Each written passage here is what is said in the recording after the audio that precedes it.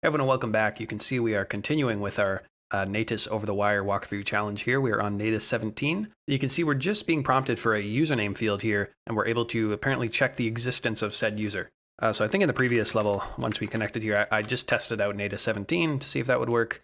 Seems we're getting no response. We try Natus 18 or the next user in this challenge. We're seemingly getting no response as well. If we just throw in a trusty double quote to see if we can break out and do some SQL injection, but it looks like no, we're still getting no output. And why is that? Let's look in the source code of the web page here. And you can see pretty much standard, we're creating that table, that users table, seemingly with a username and password column. And then if we make that post request with the username parameter, it's sort of making that connection to the Natus 17 database.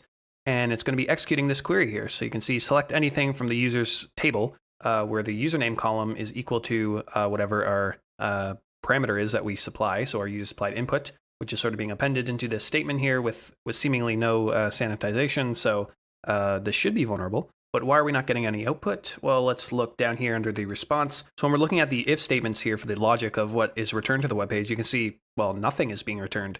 All of these statements are sort of commented out with the double slashes. So you can see if we do return a row, we should be getting this user exists, but that's been commented out. If we don't return anything, we should be getting this user doesn't exist, which is also commented out. And then if we're throwing in a double quote or whatever to break our query, we're not going to get any output still because that is also commented out. So this is truly going to be a blind SQL injection. In the previous levels, we were actually able to do like sort of a half-blind SQL injection because we were able to sort of work off of our binary response we were getting, whether we were getting this user exists versus this user doesn't exist.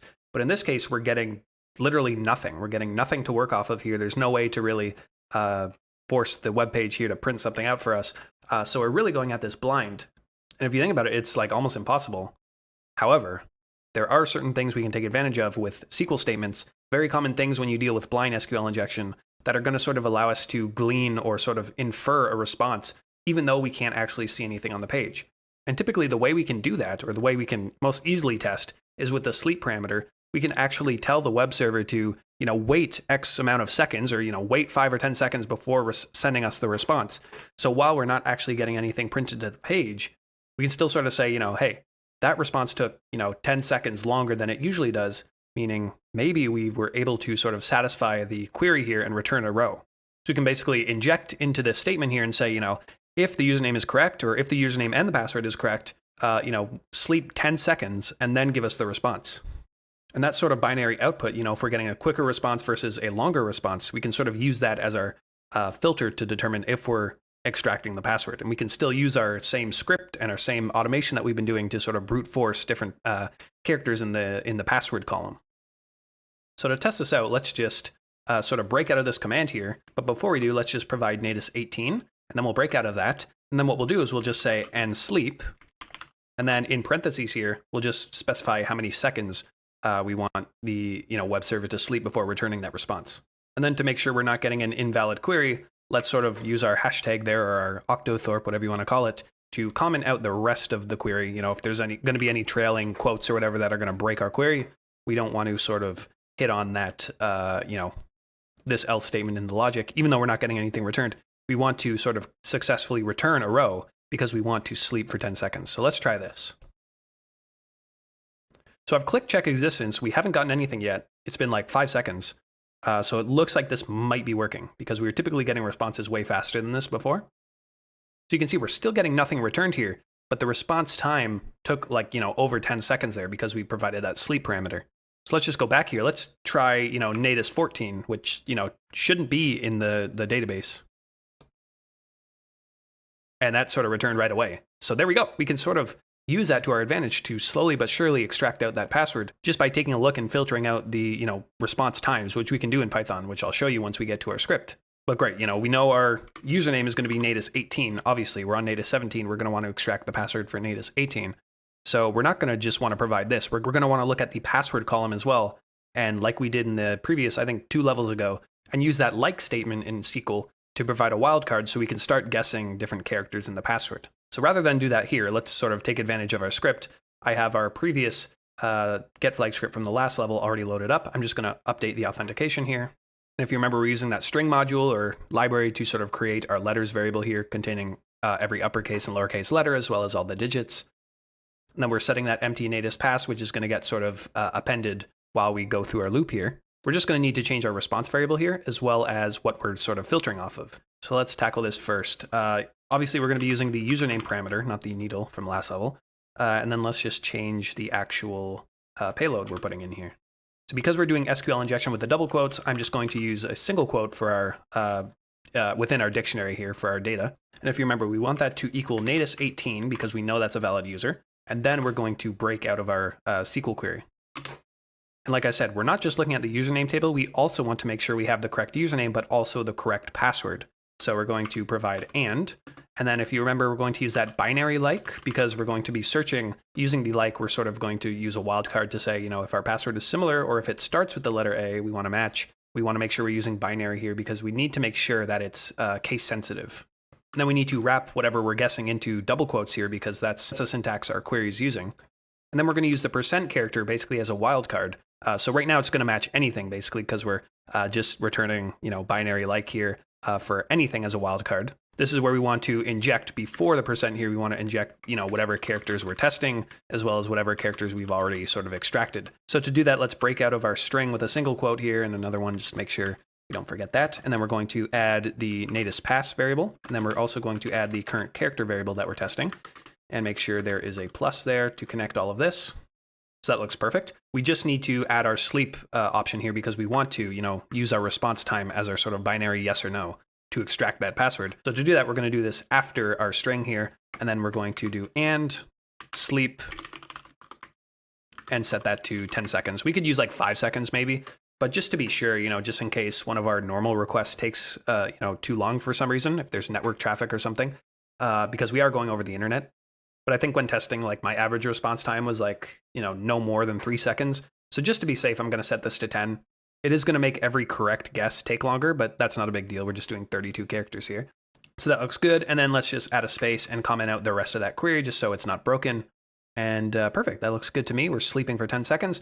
We just need to change our filter here to basically, look at the response time rather than, a certain character or word in the response. But anyways, to do this, we're not going to use a string because we're not searching for a specific string, like I said.